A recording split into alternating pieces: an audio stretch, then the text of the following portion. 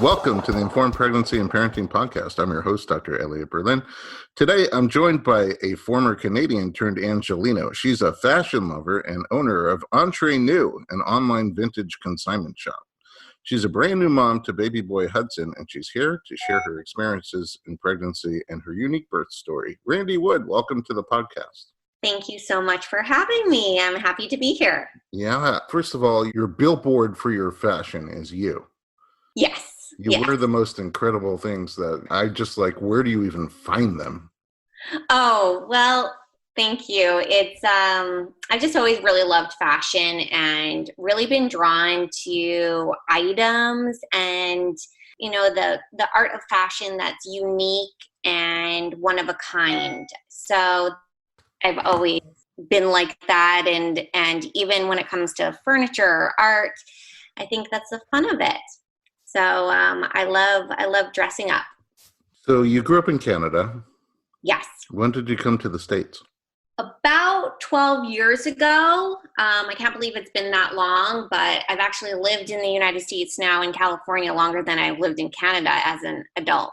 Hey. I feel like I'm a true Angelino. Welcome to our country. Oh, thank you. Yeah, your English is very good. Oh, thank you. I dropped the A. Oh, good. It takes people a while to get rid of that A. Once in a while, I hear the aboot from you. Yes, it's usually when I've been speaking to my parents on the phone, and then it will lash out, and everyone is like, "Are you Canadian?" Yeah, you can't hide it forever. Mm-hmm. What brought you to the United States? So originally I came down to attend college. I went to the Fashion Institute of Design and Merchandising in 2008, and I majored in visual communications. What were your plans when you went to FITM? What were you planning to do afterwards? You know, I was really open to exploring all facets of where my schooling and education would lead. There was a lot of different sectors that I was interested in. I was kind of interested in all, fashion, show production, public relations, styling, personal shopping. So I started interning immediately when I got into school to really narrow down where it was that I really was passionate about and where my skill set really lied. But I didn't have like a super, super concrete plan. I just knew that I loved everything fashion and wanted to immerse myself into the industry. During your schooling, did it narrow down at all? Yeah, definitely. It did. Like I said, I interned in a lot of different sectors of the industry and pretty quickly learned that personal shopping and styling was really where I was the most passionate, and really tried to zone in on that and for my graduation and really pursue that. It seems like Los Angeles would be a good place to do that. Absolutely. I mean, with the entertainment industry, to be super precise, styling here in Los Angeles is mostly about red carpet and celebrity, whereas if you were to do styling in New York, it'd be more editorial. But any part of it, I was more than enthusiastic to be a part of. And you had a store, like a brick and mortar store. Yes. But you decided to go online at some point. Yeah, so when I opened the store, it wasn't that long ago. I really wanted to create an experience for people to come into. When I was growing up with my mom and my friends, shopping like on a Saturday or on a weekend, it would really be an experience. It would be something that you would do. You'd go for a lunch, you would try on clothes, maybe buy one or two things, but it was all about like the day and the experience that surrounded that. And for the last decade, we've been so focused on online shopping and e-commerce, which I think is so wonderful in so many ways, but we've lost that experience of like what shopping was and the connection with friends to go out and do that. And it's one of my favorite things to do. So I really wanted to create a space where you came in and it was a beautiful store. You felt very comfortable. You felt like you were getting one-on-one attention, and it really just felt special. So I think I was onto a right idea, but I don't think people were quite ready for that. I think the experience is coming back where all these now big time brands are having these experiential stores. But for a small business like mine, it wasn't quite the right time. So I was finding that most of my business really was coming from my online sales. So if 80% of my revenue was coming from online sales, 80% of my expenses were coming from having a brick and mortar. So it just didn't really make sense to keep the brick and mortar space from just like a business perspective. Yeah, it's good that you figured it out quickly. Yes, for sure. And also, you recently had a kid. Congratulations. Oh, well, thank you very much. And Yeah. I don't know, it just seems like it's easier to run an online business as a new mom than to have to manage everything that goes into a brick and mortar store. Oh, no, absolutely. You're right. I mean, timing is everything. I had my space for sublease up on the market for 6 months. Not one person had come to look at it. And in June, which was the same month I found out I was pregnant, Oh, wow. 2 people came to look at it and made 2 offers to sublease it. So it was really just impeccable timing.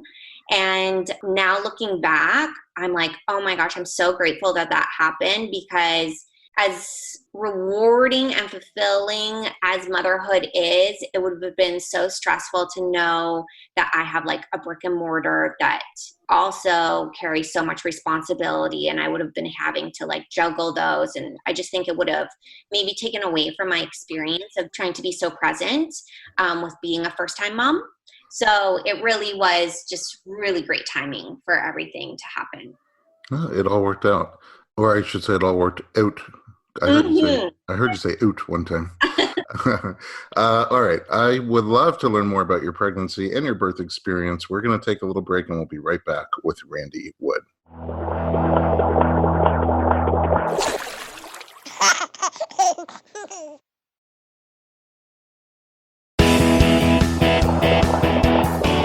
Welcome back to the Informed Pregnancy Podcast. We're talking to Randi Wood. So you said you found out you were pregnant in June. Had you been trying? Yes, we had been trying for a while. At least in my mind, I felt like it was a while. It would probably been 8 months. But at first, we were pretty casual about it, and I didn't want to overanalyze about timing and things like that, because I wanted it to be a stress-free experience. And then when that wasn't really working out, I actually went to see a fertility doctor just to make sure. I had gone to the fertility doctor a year and a half prior, and everything looked great. But why did you go to a fertility doctor before you were trying? Oh, no, this was while I was trying. So 6 months in, I went to the fertility doctor around when I was like 34. And I just wanted to make sure, I'm all about being proactive. So I just wanted to make sure that everything looked great. So then when we did start to try, that there would be no setbacks. Because I knew we weren't planning on trying for like another year, year and a half. And me coming into that like 35 to 40 age window. Geriatric pregnancy. Yeah, exactly. Exactly. So I was just trying to like have all my ducks in a row, have all our ducks in a row, and make sure that once we started trying, there would be no obstacles. The last thing I wanted to do was wait a year and a half, start trying for a year, get nowhere, then go to the fertility doctor and then be like, oh, well, this is the reason. And I could have cut all that time out. So I was just trying to be really proactive about it. So you both did testing? My husband actually didn't at the time, only because no reason other than like the fertility doctor was like, everything looks great. And that's the easiest test to do. I know. Really. We were almost getting to that point after we've been trying for 6 months, and I went back to the fertility doctor, and she was kind of like monitoring my every move. According to like every move of my cycle, we were getting to that point, and we were just getting down to the last couple tests, and my husband was going to go in and get his fertility, tested. And then I got pregnant. Oh, how did you find out? So what actually ended up happening, and I think maybe it's important to share this, is that a couple years prior to starting to try, I had been diagnosed with like slight hypothyroidism. Okay. And I had been on a prescription. And I actually had been on and off. It was Synthroid for 7 years. And I know my body pretty well. So if there was a time that I would go off it and I would start to feel very sluggish, lots of symptoms for like you're cold, your digestion's not that great, I'd be like, maybe I should go into the doctor and get my blood taken. Perhaps I need to go back on my thyroid medication. This had happened twice in the 6 months that I was trying. I wasn't on Synthroid, and I went to like just my regular doctor and said, I'm not feeling right. I'm really low energy, etc. I'd like to get my blood taken and my thyroid tested.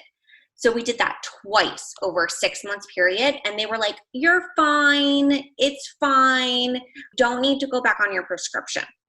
So then I went to the fertility doctor, and she did all my like very typical fertility tests, like looked at my ovaries, my fallopian tubes, made sure my eggs were dropping, all of that.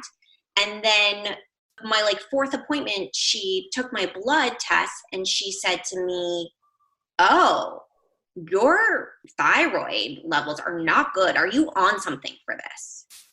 Oh, that's interesting. Said, no, I'm not. But like, I have brought this up to my regular doctor, and she's like, no. You need to get on something. Your levels are really low. This might be okay for a regular person, but these levels are not okay to get pregnant. So she's like, I'm going to renew your prescription for Synthroid. And I was really annoyed and upset from my regular doctor. But I was like, thank goodness. Like, I went to the fertility doctor. She put me on a prescription, and then she said, okay, so next time you ovulate, or the first day of your period, I want you to come in and we're going to actually put you on, I forget what the drug is called, but it's actually Clomid? Yes, Clomid, yes. And I said, okay. And so I started taking the Synthroid, and I was on it for 10 days and I got pregnant. Oh, wow. So it was so clearly that it was affecting my progesterone. Wow. And my progesterone was really, really low.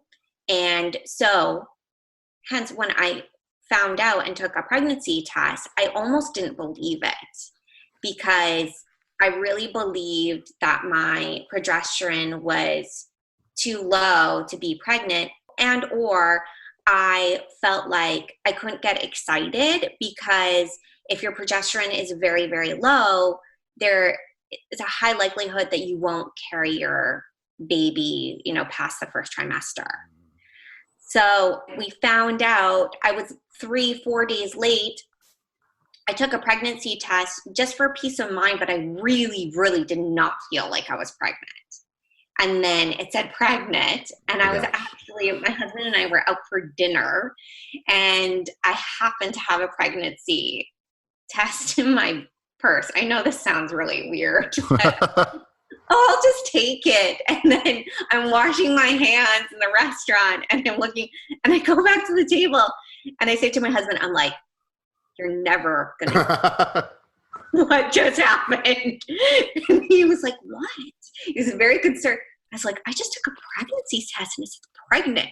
And he was in shock as well. And he's like, okay, well, I don't think you should have another drink. But maybe we should just wait till we go to the doctor to be excited. Oh, so wow. That's so crazy. Did he know you were going to take one? No, I had bought like a bunch of pregnancy tests. And because I had been trying to get pregnant over the past 8 months, like I would like think I was pregnant all the time. So I was taking pregnancy tests all the time. So I just happened to have one in my purse and wasn't focused on taking it. But just after my second drink, I was like, oh, I'm in the bathroom because pregnancy tests might as well. Oh, that's one of the most crazy finding out you're pregnant stories. I know. And I've heard a lot of them. How's pregnancy for you? How are the different trimesters? So the first trimester was very rough for me. One thing I was really not prepared for, and my husband and I have gone to your wife on numerous occasions, and, we talked to her a lot about this, but the first trimester, I feel like people don't talk about enough because I think people don't tell their friends and family they're pregnant until their second trimester. So the first trimester kind of gets glossed over, but it was really, really tough for me. Like, I can't ever remember feeling that terrible. I was so nauseous for a solid 7 weeks, and it wasn't morning sickness. It didn't go away after morning. It was just all day, every day. Were you throwing up too? Not throwing up. I mean, thankfully, I think. Some people are like, no, throwing up, you feel better. I don't know. I just know I didn't throw up, but I just felt like I wanted to throw up all the time. Mm-hmm. Couldn't eat, had no appetite, was very tired. But like, I was so nauseous, I didn't want to face the day. Like, I just wish I could have slept for 7 weeks, but I was so nauseous I couldn't sleep. So it was pretty tough. Did anything give you relief? Not really. I tried everything. It was really just waiting it out. Did you try medications for it?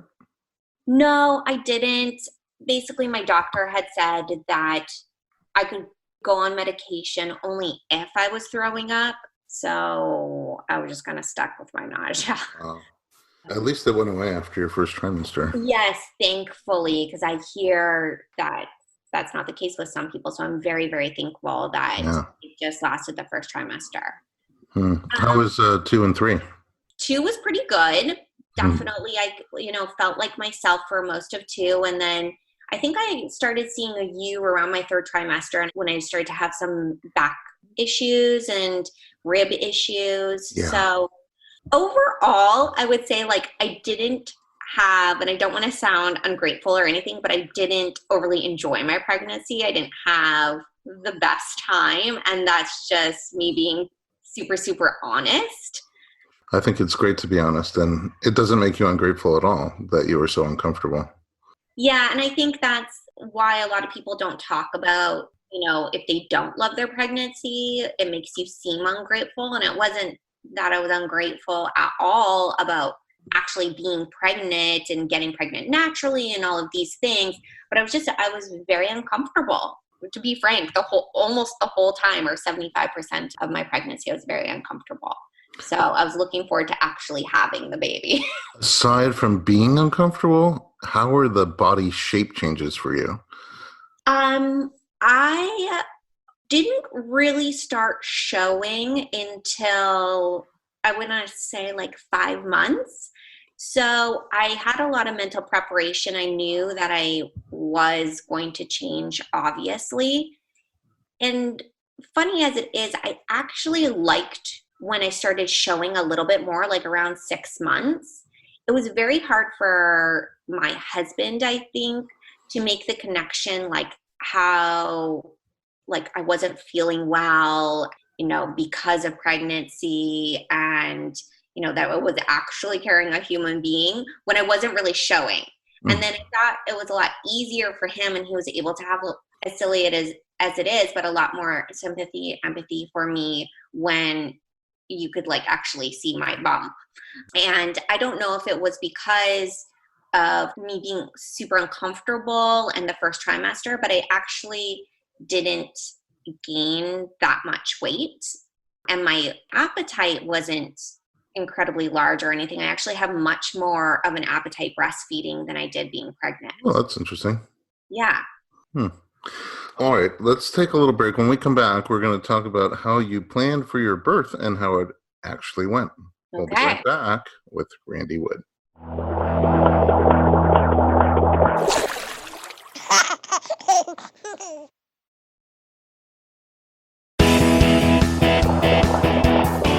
Welcome back to the Informed Pregnancy Podcast. We're talking to Randi Wood. When did you start thinking about how you want your birth to go?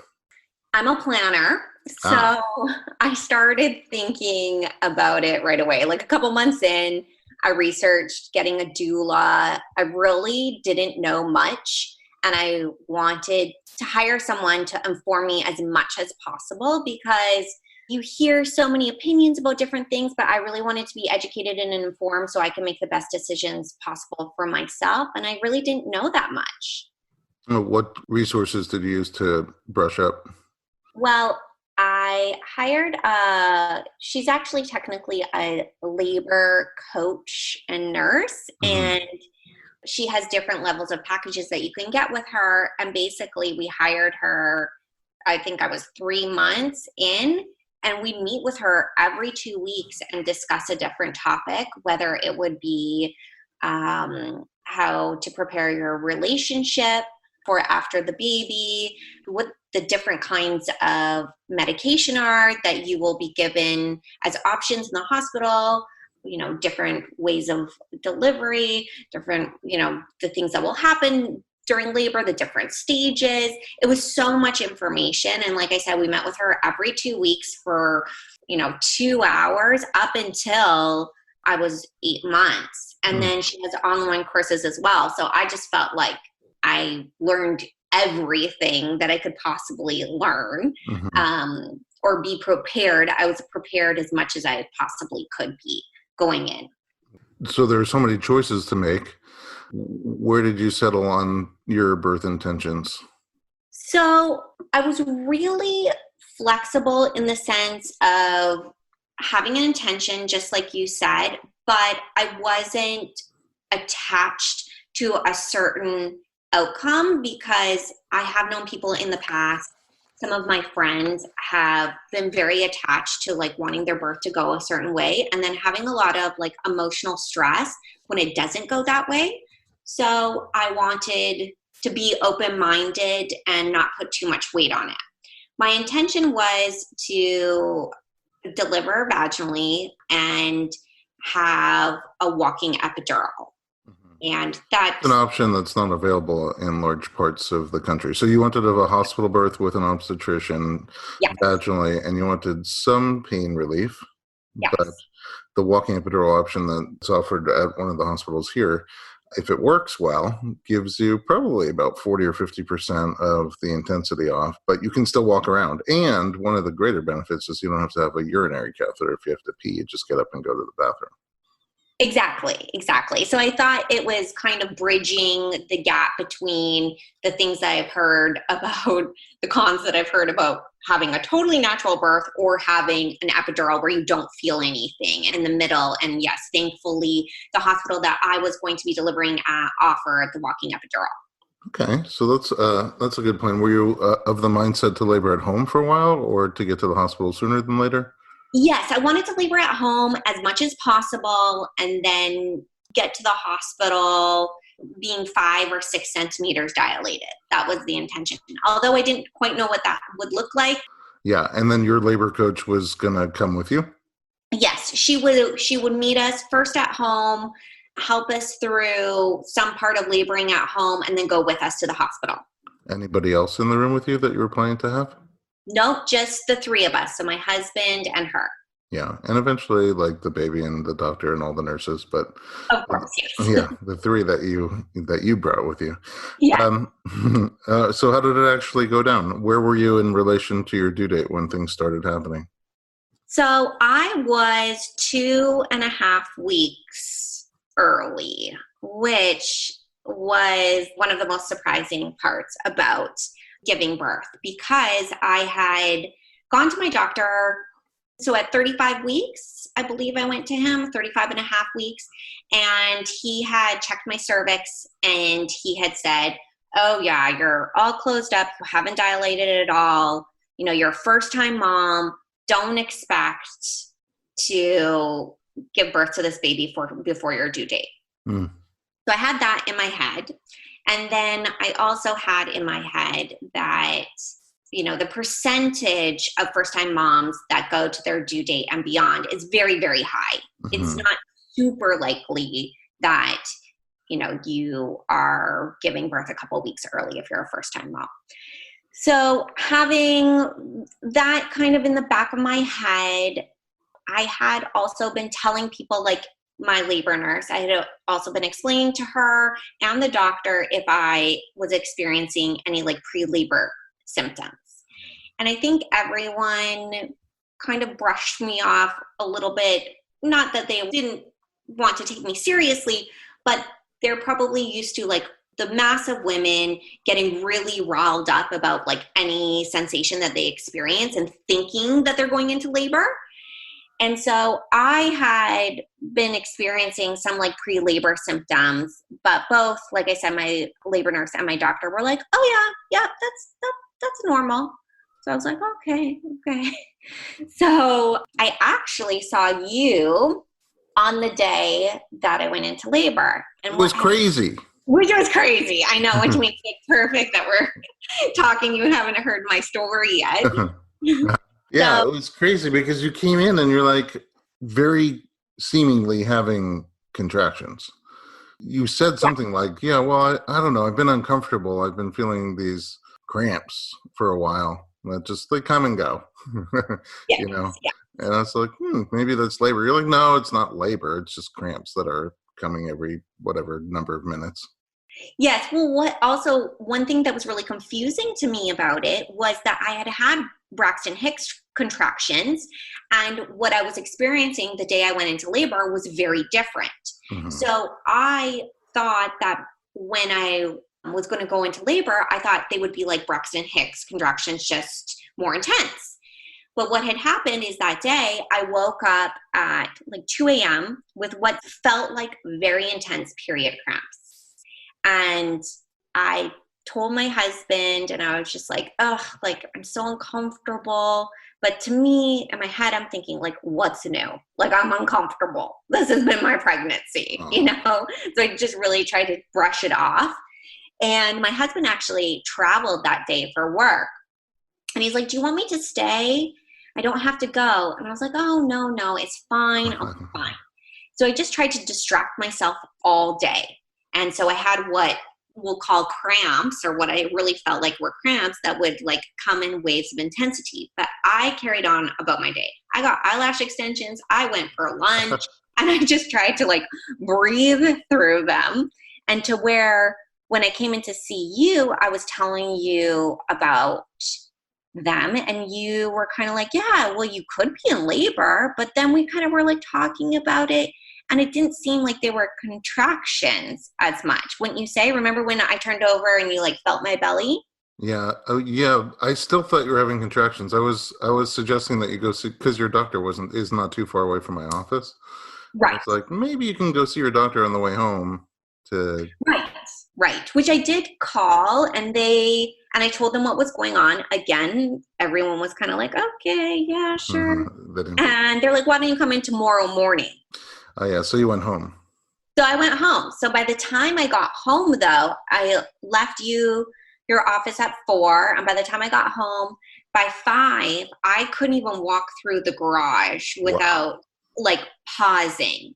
And my husband had just come home early because he thought, well, maybe Randy's in labor, but maybe she's not. Either way, she's really uncomfortable, and I at least need to be there for like moral support. Oh, good thinking. Yes. Mm-hmm. So I came in and I was in so much pain. Like I don't know if like whatever you did, the massage, it like started to intensify, or just it was just coincident of timing, but I was starting to cry from the pain. Oh, wow. So my husband called my labor nurse and said, this is what's going on. Like Randy is in a lot of pain. So whether she's in labor or not, I think we need to go to the hospital.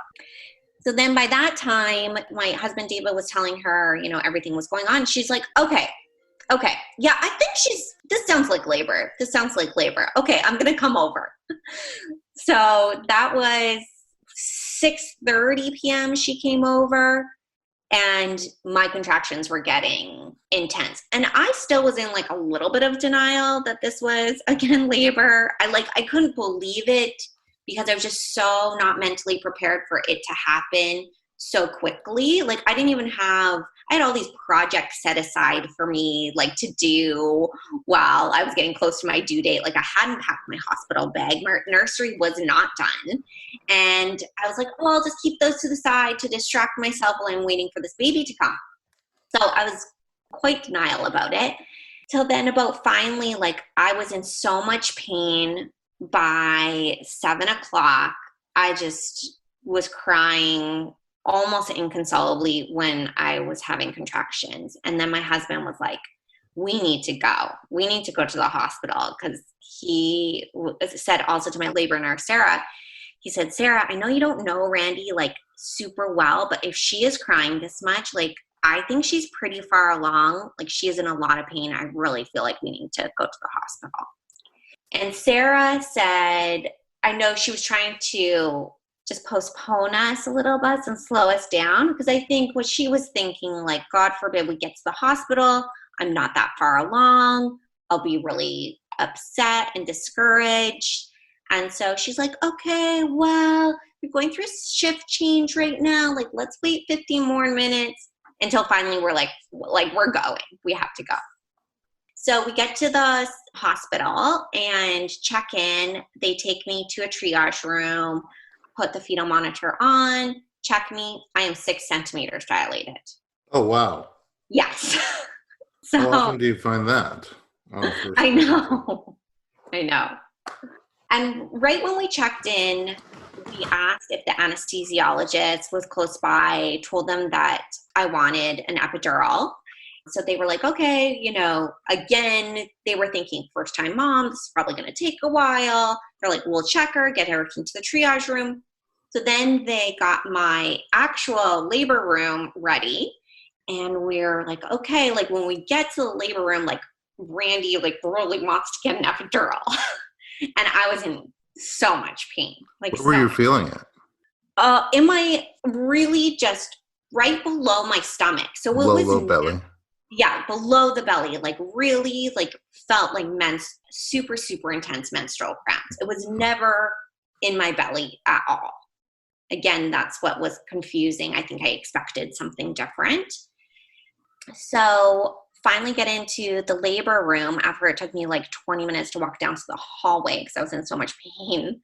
And then the nurse we had, who was lovely, but new. Oh, no. Yes, had no sense of urgency to her and had a really hard time drawing my blood and getting my IV in. So that was taking a very long time.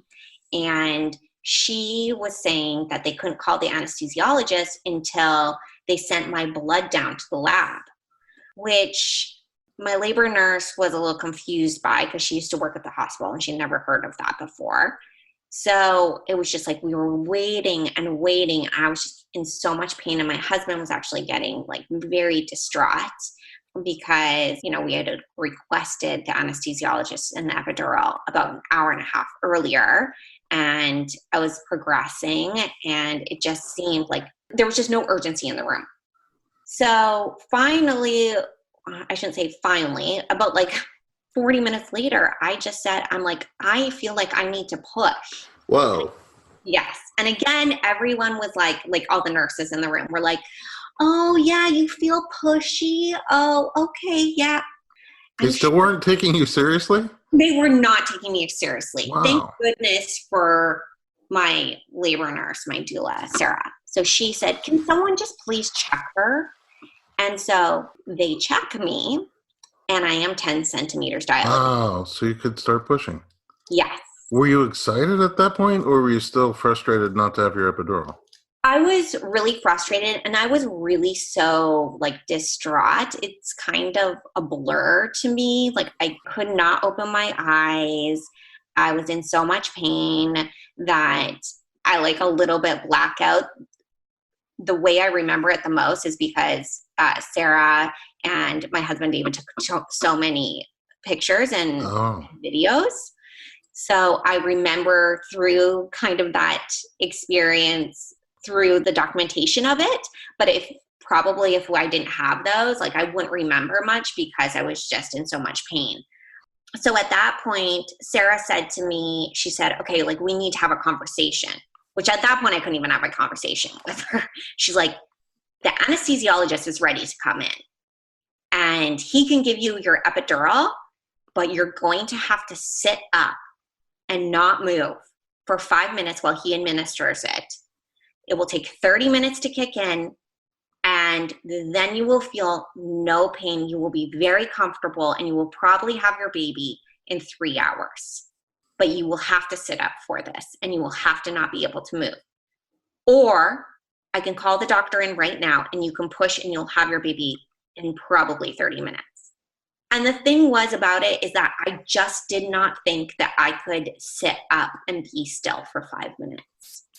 That was really the reason that I said, okay, if the doctor comes in right now, not in 5 minutes, not in 10 minutes, but right now, I will push.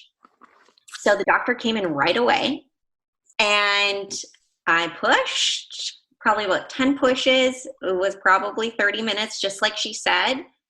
And I had a baby. Wow, that's such an incredible story. Thank you. Thank you. Hopefully at that point they start taking you seriously. Yes. Oh, yes. Actually, the nurses were really wonderful about it at that point. They were just kind of watching in awe, and they were like, "You're so strong." I remember at one point, I have like this one very clear memory where I opened my eyes, and it was actually the anesthesiologist was in the room, about 2 or 3 nurses, my husband, like there was a lot of people in the room, and 3 of the nurses were holding hands watching me. Wow. Like, she's so strong. Yeah. It was actually a very nice memory. Did you have that moment when the baby came out where it was blissful, like totally okay? Oh, yeah. So when the baby actually came out, I was so happy, 1, that the baby came out, but 2, just like so relieved that I could not stop smiling, and I was almost like laughing. It seemed like a odd reaction, but I think my adrenaline was so high. I was so relieved, and it was just such a whirlwind and just so crazy that it happened so fast. I was just like all smiles, so excited. My husband was teary-eyed, and I was just like, oh my gosh, like I have a baby, like this is so exciting. I'm so happy. Oh, that's amazing. Yeah. Well, it was a joy to work with you during your pregnancy, and I'm grateful to you for sharing your story from literally beginning to end. Thank you. Yeah, sorry if I gave too much detail. No, it started really interesting and it ended really interesting. Yeah.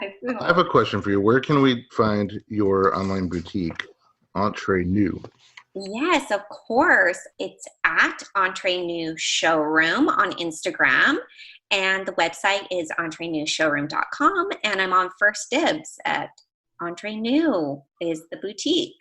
But I want to say thank you to you also for having me and just being such a wonderful support system throughout my pregnancy. I don't know what I would have done without you. I have the best job in the world. I get to help really nice people enjoy as comfortable pregnancy and birth as they can. So I'm super grateful. And at home, thanks for listening to the Informed Pregnancy Podcast. If you have questions, you can always write to us at informedpregnancy.com. And if you'd like more parenting-related media, visit us on Instagram at Dr. Berlin. That's DoctorBerlin.